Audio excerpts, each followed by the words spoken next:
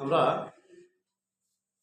ইংরেজির যে ব্যাকরণ বা গ্রামারের কয়েকটি ধারা তার ভিতরে পুরোবে টাইম কিন্তু হয় কিন্তু তার ভিতরে আমরা ভাগ করতে পারি যে আর্টিকেল যেটা বলছি আমরা আর্টিকেলের বাংলা অর্থ হলো পদাশ্রিত নির্দেশক এবং এই আর্টিকেল আসলে দুই ভাগে ভাগ করা হয়েছে ডেফিনাইট আর্টিকেল এবং ইনডেফিনাইট আর্টিকেল।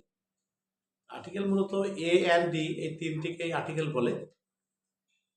তারপরে আর্টিকেলের যে ডেফিনাইট আর্টিকেল বলতে যেটা বোঝায় সেটা আর্টিকেল ডিকে বোঝায়। আর এ এবং অ্যান এটা ইনডেফিনিট আর্টিকেল।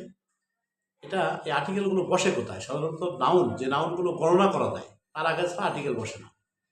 নাউন তো গণনা করা যায় এমন নাউনও আছে, আবার গণনা করা যায় না এমন নাউনও আছে। তাহলে আমরা একটা বাক্য হিসাবে ব্যবহার করতে পারি। যেমন the cow is a domestic animal. এখানে দেখেন যে কাউ এর পূর্বে আর্টিকেল বসছে একটা দি। আবার ডোমেস্টিক অ্যানিম্যাল, এই যে ডোমেস্টিক অ্যানিম্যালের আগে বসছে এ। এই ডোমেস্টিক অ্যানিম্যাল একসাথে নাউনের কাজ করছে, কিন্তু অ্যানিম্যালটা এটা গণনা করা যায় কিন্তু, এই জন্য এর আর্টিকেল করছে এ। আর প্রথম কাউ এর আগে দি বসলো কেন?